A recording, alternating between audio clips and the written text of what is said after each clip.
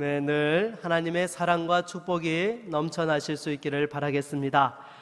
여러분, 오늘은 어버이 주일입니다. 어버이 주일에 이렇게 또한 부모님의 은혜와 사랑을 다시 한번 기억해보는 감사하는 그런 시간을 갖기를 원하는데요.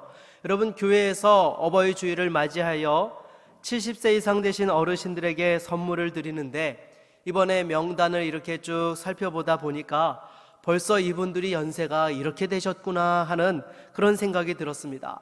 여전히 배울 때면 마음은 청춘 같으셔서 정말로 언제든지 뭐든지 다 하실 수 있는 것처럼 이러한 마음들을 갖고 계신데, 어느덧 그 머리가 하얗게 새어버리고 또 얼굴에 패인 그 주름을 보노라면 참 세월이 가는 것이 야속하게 느껴질 뿐입니다. 참 이렇게 세월이 가는 것도 야속한데, 우리 주변에 들려오는 소식들을 접하노라면 더 마음이 아프고 어려운 부분들이 있습니다. 왜냐하면 여러분, 사실 우리나라가 어떤 나라입니까? 동방예의지국이라고 칭송받았던 그런 나라였습니다. 정말로 어른을 공경하고 부모에게 효도하는 것이 참으로 귀하게 여겨지고, 그러한 부분들이 살아있는 나라로서 정말로 이렇게 자리매김했었는데, 어느 틈엔가 그러한 것들이 무너져 버렸고, 우리 주변에서 정말로 있어서도 안 되는 그런 부모와 자식 간의 그런 안타까운 일들이 벌어지는 것을 보게 됩니다. 여러분, 왜 이렇게 된 것일까요? 여러분, 성경은 거기에 대해서 이와 같이 말씀하고 있습니다. 디모데후서 3장 1절로 2절을 우리 한번 같이 읽어볼까요? 같이 읽겠습니다. 디모데후서 3장 1절로 2절 말씀입니다. 너는 이것을 알라. 말세에 고통하는 때가 이르러 사람들이 자기를 사랑하며 돈을 사랑하며 자랑하며 교만하며 비방하며 부모를 거역하며 감사하지 아니하며 거룩하지 아니하며. 아멘. 여러분, 성경은 말세의 특징으로 이기적이고 돈을 사랑하고 교만하며 남을 헐뜯고 비방하며 부모에게 거역하고 감사치 않는다라고 이렇게 또한 말씀하였습니다. 이것이 벌써 기록된 지 2000년 전이나 되었다라는 것이죠. 그런데 오늘날 우리가 살아가고 있는 시대의 모습을 보노라면 어떻습니까? 그 어느 것도 아니다라고 부정할 수 있는 내용이 아무것도 없다라는 것이죠. 더 이상 도덕 윤리가 설 자리를 잃어버린 그러한 시대를 살아가고 있습니다. 그럼에도 여러분, 성경은 우리에게 무엇이라 말씀합니까? 부모에게 순종하고 부모를 공경할 것을 명령하고 있습니다. 세상에서는 부모에 대한 효도가 무너졌을지 몰라도 우리 그리스도인들은 부모에 대한 효도를 지켜야 하는 것입니다. 왜냐하면 하나님의 명령이기 때문이죠. 특별히 하나님께서 이스라엘 백성들을 자기 백성, 하나님 백성 삼으시면서 10가지의 계명을 허락하셨는데, 그 중에 4가지는 하나님과 관련되어진 것이고 6가지는 사람과 관련되어진 그러한 내용인 것입니다. 그런데 그 중에서도 사람과 관련되어진 첫 번째 계명이 무엇입니까? 부모에게 효도하고 공경하라는 그러한 말씀인 것입니다. 그리고 덧붙여서 하나님께서는 이 계명을 지키는 자에게는 이 땅에서도 잘되고 장수하는 축복을 주시겠노라고 약속 있는 계명으로 우리에게 주신 줄로 믿습니다.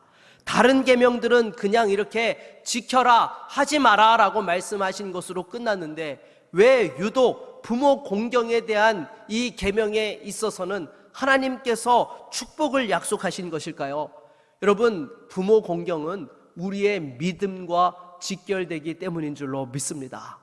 여러분, 보십시오. 당장에 우리가 육신의 부모님에게 아버지의 어머니라고 부르고 있는데요, 우리가 영혼의 이 아버지 되시는 하나님, 우리가 하나님을 뭐라고 부릅니까?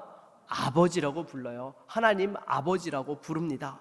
그러기에 여러분, 우리가 육신의 부모님에게도 제대로 하지 못하면서 눈에 보이지 않는 영혼의 아버지 되신 하나님을 제대로 섬길 수 있겠습니까? 그러기에 우리 주님께서도 공생의 기간 동안에 부모님께 당시에 드려야 될 것을 하나님께 드리면 고르반이라고 해서 부모에게 드리지 않아도 된다고 한 그 유대의 전통에 대하여 하나님의 말씀을 폐하는 것이라고 책망하셨던 적이 있습니다. 쉽게 말해서 부모에게 함부로 하면서 믿음 있는 척, 의로운 척 하지 말라는 것입니다. 그러기에 여러분, 성경이 말하는 이 부모에 대한 효도는요, 세상의 유교라든지 또 일반적인 도덕 윤리적 차원과는 비교가 되지 않습니다. 여러분, 세상 사람들은요, 때로 어떻게 합니까? 자기가 복받기 위해서 이 부모 묘자리를 옮기기도 하고, 그러면서 어떻게 보면은 이 부모의 은덕을 힘입어서 이용하려는 그런 부분들이 있는 것입니다.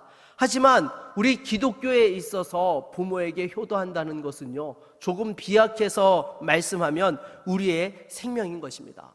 여러분, 그렇지 않습니까? 부모님에 대한 마음이나 하나님에 대한 믿음이나, 여러분, 본질상 이것은요 동일한 거예요. 여러분, 가만히 보십시오. 부모는 하나님에 대한 모형이고, 하나님께서 이 땅에서 또한 우리가 하나님 아버지를 알 수 있는 이러한 귀한 분으로서 이 땅에 우리에게 허락해 주셨고 권위를 주신 그러한 분이시다라는 것입니다. 그러기에 당장에 하나님의 자녀된 저와 여러분을 향한 그 하나님 아버지의 마음에 가장 가까운 마음을 갖고 계신 분들이 누구십니까? 바로 육신의 부모님들이신 줄로 믿습니다. 여러분, 이 땅에 누가 육신의 부모님만큼 하나님 아버지의 마음으로 저와 여러분들을 이렇게 사랑하고 품어주시고 아껴주십니까? 그러기에 여러분, 성경은 무엇보다도 부모님에게 효도할 것을 강조하면서 약속 있는 계명으로 이렇게 우리에게 허락해 주신 것입니다. 그러기에 만일 믿음이 있다고 하면서 불효하게 되면 여러분, 그 사람의 믿음은 다시금 점검해 보아야 하는 것이죠. 그리고 여러분, 성경에도 보십시오. 수많은 이 믿음의 인물들을 보게 되면 공통점 중에 하나가 무엇입니까? 부모에게 효도한 사람이다라는 것이죠. 당장에 이삭을 보십시오. 그 아버지의 아브라함이 자신을 하나님 앞에 번제물로 바치려고 꽁꽁 묶어가지고 그 칼을 내리치는 그 순간까지도 여러분 어떻게 했습니까? 끝까지 순종하였다라는 것입니다. 솔직히 100세가 넘은 그 아버지가 자기를 이렇게 죽이려고 하는데, 그 지금 혈기팔팔한 그 아들이 아버지 지금 뭐 하십니까? 라고 손목 콱 잡고 칼 내동댕이 치면 여러분 어떻게 되겠습니까? 아브라함이 꼼짝 못하는 거예요. 그런데도 여러분, 이 이삭은 그렇게 하지 않았다라는 거예요. 끝까지 부모에게 순종하는 모습을 보였던 것입니다. 요셉도 마찬가지였던 것이죠. 여러분, 요셉이 솔직히 애굽으로 왜 팔려가게 된 것입니까? 1차적으로는 형들의 시기 질투 때문입니다. 하지만 여러분, 엄밀히 따져보면요, 여러분, 누구 책임도 있어요? 그 아버지 야곱 책임도 있는 거예요. 그렇잖아요, 여러분. 솔직히 그 형들을 찾아가지고 그렇게 갔을 때에 누가 형들을 찾아오라고 그렇게 명한 것입니까? 아버지 야곱이 명한 거예요. 그리고 특별히 이 형들이 자신에 대해서 시기 질투하게 된 이유가 무엇이에요? 아버지 때문이에요. 아버지가 정말로 다른 형제들보다 자기를 유독 편애하고 이뻐했기 때문에, 그것 때문에 형제들의 미움을 받게 된 것이죠. 형들이 그와 같이 시기 질투를 한다라는 걸 알면, 아버지가 좀 지혜로운 아버지면 어떻게 해야 돼요? 아무리 그 아들이 사랑스럽다 하더라도 다른 자녀들 앞에서는 조금 아닌 척하고, 그래도 공평하게 그 자녀들을 사랑하려고 최소한 그런 모습은 보였어야 되는 거 아니겠습니까? 그런데 그렇게 대놓고 편애하고 다른 형들은 이렇게 양치러 굳은 일 시켜놓고 자기한테는 색동옷 입히고 집에서 이렇게 룰루랄라 놀게 하니까, 여러분, 그 형들이 얼마나 눈에 가시같이 여겼으면 그렇게 죽이려다가 노예로 팔아버리는 일들이 벌어진 것이겠습니까?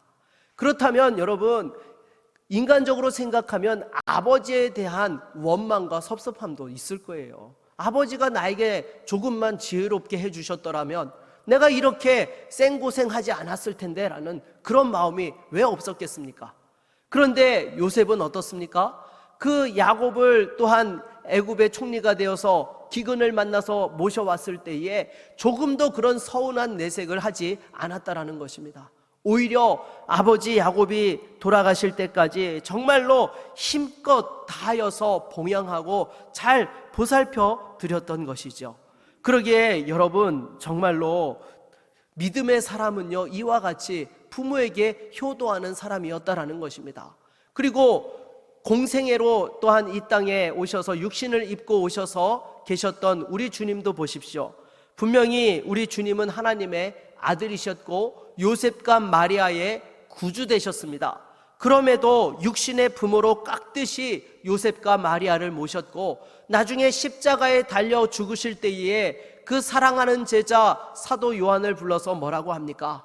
마리아를, 자신의 육신의 어머니 마리아를 부탁했던 것이죠. 보라, 이제 내 어머니라 라고 해서 사도 요한이 또한 그 마리아를 자신의 어머니로 여기고 끝까지 봉양하였다라고 하지 않습니까?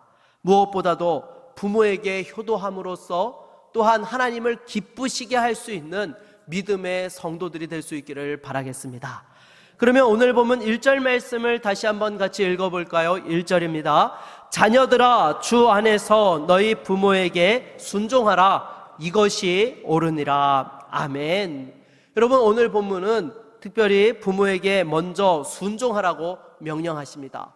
순종은 부모의 마음을 편안케 할 뿐만 아니라 하나님을 기쁘시게 하고 자녀들을 정말로 좋은 길, 승리의 길, 아름다운 길로 인도한다라는 것입니다. 여러분, 왜 그렇습니까? 그 어떤 부모도 자녀가 망하는 길로 가는 것을 원하는 부모는 없습니다. 그리고 자기가 인생을 살아오면서 그 인생의 경험 속에서 이 시점에는 어떠한 길을 가는 것이 가장 좋은지 자기의 경험으로서 느낀 바들을 다 엑기스 짜내듯이 그 자녀에게 가장 좋은 길을 제시하고 또한 그 길을 갈 수 있도록 돕는다라는 것이죠. 그러기에 여러분, 특별히 부모님 말씀이 하나님 말씀과 충돌되는 것이 아니라고 한다면 적극적으로 순종해야 됩니다. 그것에 바로 하나님의 축복이 있기 때문이죠. 그러면 만일 하나님의 말씀과 충돌되어진다면 어떻게 해야 됩니까?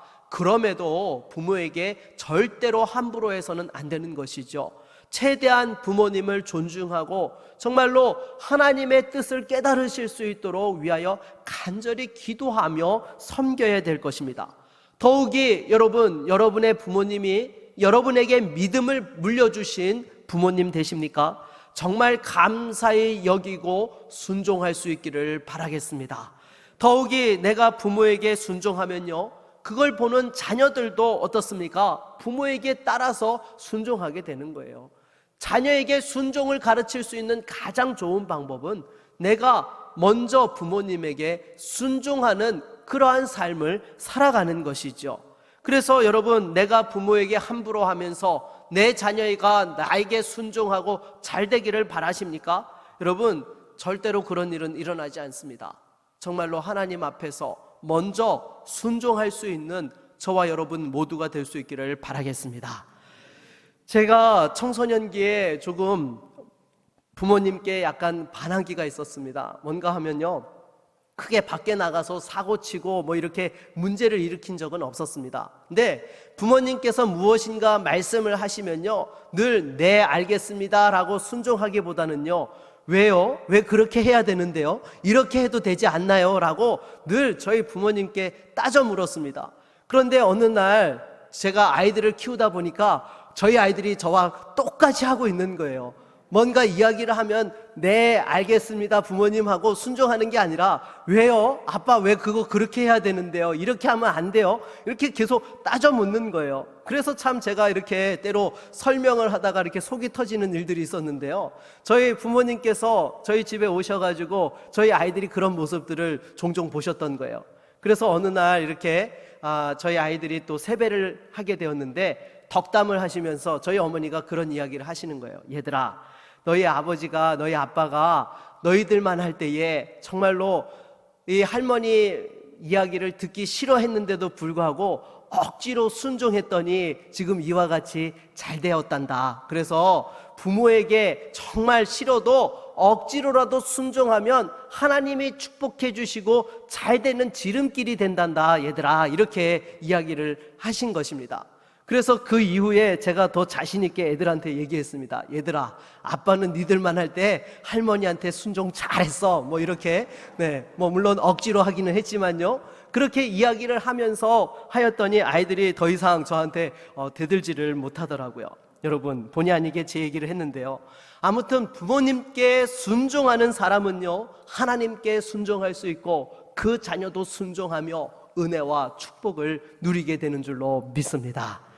계속해서 2절 말씀을 같이 한번 읽어보도록 하겠습니다. 2절입니다. 내 아버지와 어머니를 공경하라. 이것은 약속이 있는 첫 계명이니. 아멘. 여러분, 계속해서 부모를 공경하라고 말씀하고 있습니다. 부모를 공경한다는 것이 무엇입니까? 부모님을 소중히 여기고 존경하고 귀하게 또한 모시는 것입니다. 그러게 나이가 들어가면 갈수록 더 부모님을 귀하게 여기고 존경하며 그 은혜에 감사함으로 잘 섬겨야 되는 것이죠. 그럼에도 여러분, 현실에서는 어떻습니까? 사실은 부모님과의 관계가 깨어진 사람들이 너무나 많다라는 것이죠. 정말로 다른 부모들과 비교하였을 때에 우리 부모는 상대적으로 해준 것이 하나도 없다라고 서운한 마음을 가지고 있는가 하면요, 또 여러분, 부모님께 어린 시절에 받은 상처 때문에 수십 년이 지난 지금까지도 분노하고 원망하는 그런 사람들이 있다라는 것입니다. 여러분, 한 자매가 있었습니다. 안정된 직장 생활을 하면서 교회에서 봉사도 열심히 하고 나름 신앙 생활을 열심히 하는 믿음의 청년이었습니다. 그런데 무엇인가 영적으로 답답한 것이 있었어요. 그런데 어느 어버이 주일에 부모님과의 관계를 회복해야 된다라는 그 목사님의 설교 말씀을 들으면서 평상시에 잊고 지냈던, 생각지 못했던 그 아버지와의 관계를 떠올리게 되었던 것입니다. 왜냐하면 이 자매가 청소년 시절에 나름 공부도 잘해서 이 꿈과 정말 희망이 있었어요. 좋은 대학에 들어가서 또 나름대로 꿈을 펼쳐보고 싶은 그런 생각이 있었는데, 그 아버지가 그 딸에게 여자가 공부해서 뭐하냐, 네, 죄송합니다, 그냥 있는 그대로 표현을 하는 것입니다. 그래가지고 이 딸이 공부하는 길을 열어주지를 않았어요. 그러니까 결국에는요, 이 자매가요 스스로 돈을 벌어가지고 주경야독을 하면서 고등학교를 졸업하고 대학을 졸업하고 이후에 공기업에 취직을 해서 나름 기반을 잘 잡게 되었던 것이죠. 하지만 청소년기에 그 아버지로부터 받은 상처 때문에 정말로 이 아버지와의 관계가 편치 못한 데다가 또 이렇게 휴가를 맞아서 집에 이렇게 내려가 보면요, 그 아버지가 늘 자신에게 잔소리만 해대시는 것이었습니다. 그래도 딸이 정말로 부모 뒷받침 없이 그렇게 공부해가지고 정말 대학을 졸업하고 공기업에 취업해가지고 번듯하게 살고 있으면 자랑스럽게 여기고 오면은 정말로 그래 딸아 정말 힘들지, 정말 수고가 많다, 사랑한다, 이렇게 보듬어주고 따뜻하게 해주시는 것이 아니라 야, 넌 그래서 되겠느냐라고 이렇게 사사건건 이렇게 잔소리를 하셨던 거예요. 그러니까 이 자매 입장에서 어때요? 집에 가면요 아버지랑 부딪히고 싶지가 않은 거예요. 그리고 아버지가 무슨 이야기를 하려고 하면 저 이제 바빠요, 또 직장에 출근하러 가야 되니까 저 그만 올라가요, 그러고 그 아버지를 피해 다녔던 것입니다. 그리고 어머니하고만, 엄마하고만 이렇게 만나서 대화를 하고 그랬던 것이죠. 그런데 여러분, 그러다 보니까 신앙생활을 하면서도 하나님에 대하여서 아버지라고 고백하는 것이 이렇게 정말로 그 안에 여러 가지 좀 부자연스럽고 서먹서먹한 부분들이 있었던 것입니다. 왜냐하면 육신의 아버지를 생각하면 마음이 편치 않거든요. 그러니까 하나님 아버지를 믿는다고 하면서도 하나님이라고 하면 왠지 무서운 하나님, 언제든지 나를 책망하실 것 같은 하나님에 대한 그런 이미지가 있다 보니까 신앙생활을 하면서도 자유함과 기쁨과 누림이 있지 못하고 여러 가지 억눌려 있었던 그런 부분들이 있었던 것입니다. 그런데 목사님의 말씀을 듣고 그 길로 휴가를 내서 아버지를 찾아가서 그동안 맺혔던 그 모든 섭섭함과 서운함들을 다 풀었던 거예요. 그리고 나서 하나님 앞에 나와서 예배하는데 그 하나님 아버지가 그렇게 너무나 따뜻하게 자신에게 와닿았다라는 것입니다. 그래서 하나님과의 관계도 더 친밀해지고 믿음이 더 성장하는 그런 경험들을 하였던 것이죠. 무엇보다도 여러분, 육신의 부모님과의 관계를 회복할 수 있기를 바라겠습니다. 여러분, 부모님께서는요 영원히 사시지 않습니다. 기다려주지 않으세요. 때가 되면 언젠가 우리 곁을 떠나가시는 분들이시라는 것이죠. 그러기에 살아생전에 부모님과의 섭섭함과 서운함이 있었다라고 한다면 전부 다 빨리 푸실 수 있기를 바라겠습니다. 그래서 부모님과의 관계가 회복되어야지만 우리의 믿음도 성장할 수 있는 것이고, 그래서 하나님께서는 부모에게 공경하고 공경하는 자에게 약속 있는 첫 계명으로 많은 은혜와 축복을 허락해 주신 것입니다. 여러분, 부모님께서 다른 부모와 비교하여서 상대적으로 해주신 것이 없고 상처와 아픔을 많이 주셨습니까? 여러분, 우리가 부모님에게 효도하고 공경하는 것은요, 부모님이 무엇인가 많은 것을 우리에게 주셨고 세상적으로 탁월하고 훌륭한 분이셔서 우리가 부모를 공경하고 효도하는 것이 아닙니다. 여러분, 부모님께서, 그 하나님께서 주신 생명을 우리에게 부모님을 통하여 허락해 주셨고 사랑해 주신 것만으로도 여러분 충분하다라는 것이죠. 여러분, 게다가 우리 부모님들을 보십시오. 한 해 한 해가 다르게 늙어가시는 모습들 보이시잖아요. 그 머리가 세워져 가고 그 육신이 연약해져 가는 모습들이 보이는 것입니다. 그럼에도 돌아가시는 그 마지막 순간까지도 자식의 안위를 걱정하시는 분이 바로 우리의 부모님이신 것이죠. 그러기에 여러분, 무엇보다도 그 부모님의 은혜와 사랑을 깨닫고 그 관계가 회복될 수 있기를 바라겠습니다. 그런데 악한 마귀는 어떻게 합니까? 그 부모님과의 관계가 회복되지 못하도록 회방한다는 것이죠.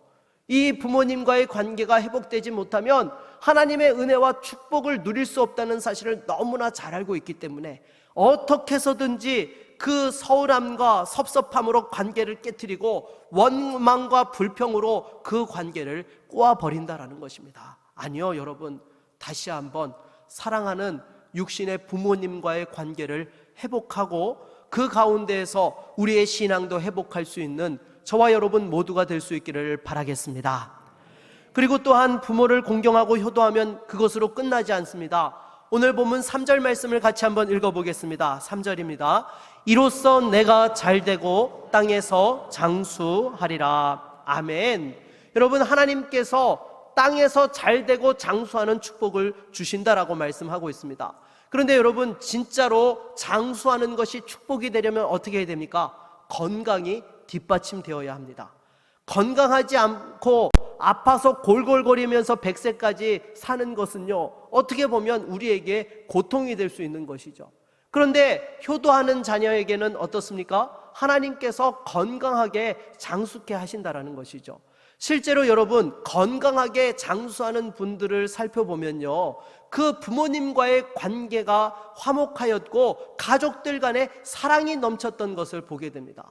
원망과 분노로 가득 차 있으면요, 여러분, 인생의 그 말미에 어떤 병이 옵니까? 이건 뭐 의학적인 것은 아닙니다. 하지만 이 원망과 분노가 차 있는 분들이요, 또 이렇게 나이가 들다 보면요, 또 이렇게 정말 여러 가지 정신적으로 어려운 그런 병에 시달리는 모습들을 보게 된다라는 것이죠. 사랑하는 여러분, 무엇보다도 다시 한번 부모에게 순종함으로써 이 땅에서도 건강하게 잘 되는 축복을 누릴 수 있기를 바라겠습니다. 그런데 만일 우리가 부모에게 효도하지 않으면 성경은 또한 무엇이라고 말씀하고 있습니까? 우리 신명기 27장 16절 말씀을 같이 한번 한 목소리로 읽어보도록 하겠습니다. 신명기 27장 16절입니다. 그의 부모를 경홀히 여기는 자는 저주를 받을 것이라 할 것이요 모든 백성은 아멘할지니라. 아멘. 여러분, 이 말씀은요, 모세가 출애굽 2세대들에게 이제 가나안 땅을 목전에 앞두고 약속의 땅에 들어가게 되거든 그리심산과 에발산에서 축복과 저주를 선포하고 서약할 것을 명한 내용 가운데 하나인 것입니다. 그래서 특별히 부모에게 이렇게 불순종하고 불효하는 자식에는 무엇이 임한다고요? 저주가 임한다라고 이렇게 또한 말씀하고 있는 것입니다. 사랑하는 여러분, 여러분들은 축복을 받으시겠습니까? 저주를 받으시겠습니까? 이건 뭐 말 하나 마나인 것이죠. 부모에게 효도함으로써 또한 축복을 누리실 수 있기를 바라겠습니다. 그리고 또한 믿음의 3대가 축복받기를 원하십니까? 먼저 부모에게 효도하는 믿음의 성도들이 될 수 있기를 바라겠습니다. 반드시 하나님께서 어려운 상황에서도 되게 하여 주시고 건강을 지켜주시고 장수케 하여 주시며 그 하나님의 은혜의 축복을 누리게 하실 줄로 믿습니다. 또한 부모를 공경하는 것은요, 별것 아닌 것 같아도 세상을 변화시키는 시작점이 됩니다. 무엇을 변화시킨다고요? 네, 세상을 변화시켜요. 왜 그렇습니까? 가정에서 부모를 공경하고 또한 부모와 자식의 관계가 바로 서 있으면요, 밖에 나가서도 바르게 행한다는 것이죠. 그런데 그 부모와의 관계가 깨어져 가지고 원망과 불평과 분노로 차 있으면 어떻게 됩니까? 세상에 나가서도 사고치고 다른 사람들의 생명을 빼앗는 그런 나쁜 일들을 하게 된다는 것이죠. 특히나 여러분, 정말로 그 흉악한 범죄를 일으킨 사람들을 보십시오. 대부분 엮이는 과정에서 정말 그 관계가 깨어지고 아프고 분노와 상처 속에서 자란 그런 사람들이 많다라는 것을 보게 됩니다. 여러분, 1979년에 노벨 평화상을 받은 테레사 수녀에게 한 기자가 이런 질문을 던졌습니다. 수녀님, 세계 평화를 위해서 무엇을 해야 할까요? 여러분, 기자가 이 노벨 평화상을 받은 사람에게 할 수 있는 질문이죠. 당연하죠. 여러분, 세계를 가장 평화롭게 하는데 기여한 사람으로 상을 받았으니까 세계 평화를 위해서 무엇을 하면 좋겠느냐라고 이렇게 질문을 한 것입니다. 그랬더니 테레사 수녀가 대답하기를 집으로 돌아가서 가족들을 사랑해 주세요라고 이렇게 답변을 했다는 거예요. 여러분, 명답이지 않습니까? 정말 가정에서 서로 사랑하고 행복과 기쁨을 누리면요, 그것이 곧 세상을 변화시키는 가장 첫걸음이 된다는 거예요. 여러분, 실제로도 그렇습니다. 여러분, 무엇보다도 우리가 정말로 가정에서 하나님이 주시는 기쁨을 누리고 그 사랑과 은혜와 축복을 누릴 수 있는 믿음의 안식처가 될 수 있기를 바라겠습니다. 그러면 세상에서 지치고 힘들어도 어때요? 가정에 들어오면 쉼이 있는 거예요. 사랑하는 부모님으로부터 사랑받고 또한 존경하며 또 그 가운데에서 함께 가족들 간의 그 행복함을 통하여서 모든 어렵고 힘들었던 것들이 눈 녹듯이 녹아버리고 씻어지게 되는 거예요. 그리고 나서 그 힘과 회복되어짐을 통하여 가정의 그 집문을 나서게 되면 어떻습니까? 세상에 나가서 어려운 일이 와도 그것들을 당당하게 헤쳐나갈 수 있게 되는 것이죠. 그러기에 무엇보다도 여러분의 가정이 하나님의 은혜와 사랑과 축복이 있는 믿음의 가정으로 변화되고 온전히 설 수 있기를 바라겠습니다. 말씀을 맺겠습니다. 여러분, 어버이 주일을 보내면서 다시 한번 하나님 앞에서 부모님을 사랑하고 공경하고 순종하며 효도할 것에 대해서 결단할 수 있기를 바라겠습니다. 어버이날이라고 이 꽃을 달아드리고 선물을 드리는 것으로 끝나는 것이 아니라 그 마음의 중심에서부터 부모님을 존경하고 사랑하며 순종할 때에 다시 한번 육신의 부모님도 기쁘시게 할 뿐만 아니라 우리 영혼의 아버지 되신 하나님도 기쁘시게 하며 우리의 삶 속에 하나님 예비해 주신 은혜와 축복이 넘치게 될 줄로 믿습니다. 날마다 이 말씀으로 승리하고 축복받는 믿음의 가정들이 다 되시기를 주의 이름으로 축원합니다.